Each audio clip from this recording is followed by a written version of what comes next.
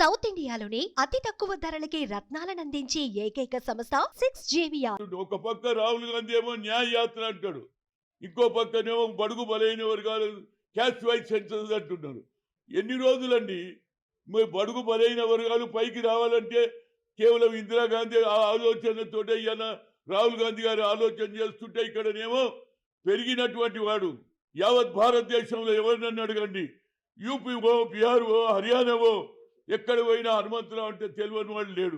అలాంటి వ్యక్తికి ఈనాడు మరి టికెట్ ఇస్తే తప్పనిసరిగా నేను నిజంగా కూడా చెప్పాలంటే బట్టి విక్రమార్క ఈ స్థాయికి రావడానికి నేను నా పుస్తకంలో రాశాను.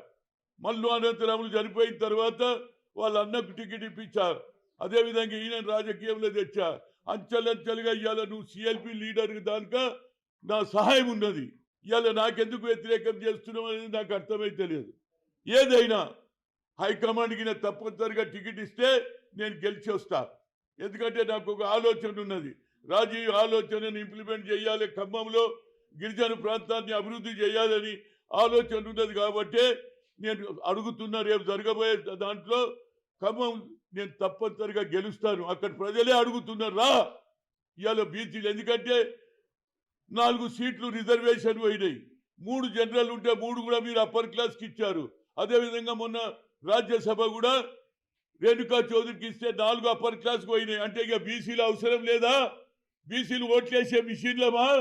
బీసీలకు న్యాయం జరగదా? మరి రాహుల్ గాంధీ ఏమో పొద్దున్న లేస్తే కులగని అంటున్నాడు, జిత్తున ఇచ్చేదారి ఉత్తి భాగీదారి అంటున్నాడు, ఎక్కడ పోయినా ఎక్స్రే అంటున్నాడు.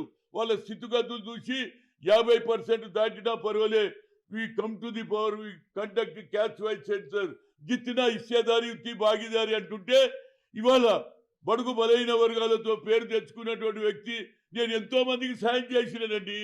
ఇవాళ షర్మిల తిరుగుతున్నది, ఏది రాజశేఖర రెడ్డి కూతురు. రాజశేఖర రెడ్డి ఎవరు చేశారు?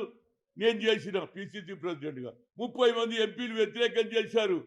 వాళ్ళ నాయన మర్డరర్ అన్నారు.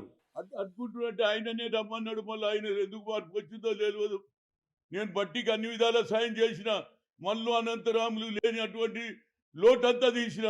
రాజకీయంలో తెచ్చింది నేను, ఎమ్మెల్సీ ఇచ్చింది లోకల్ బాడీలో నేను, సిఎల్పి కూడా చేసిన.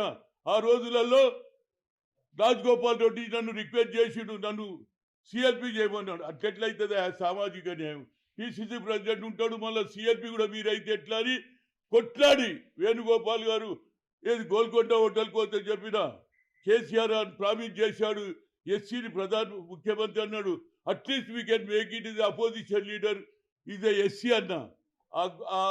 అది కూడా మర్చిపోయి నాకు వ్యతిరేకం చేస్తుందంటే ఆయన పాపం ఆయన పడే. నేను ఎక్కడ కూడా నేను మనసులో పెట్టి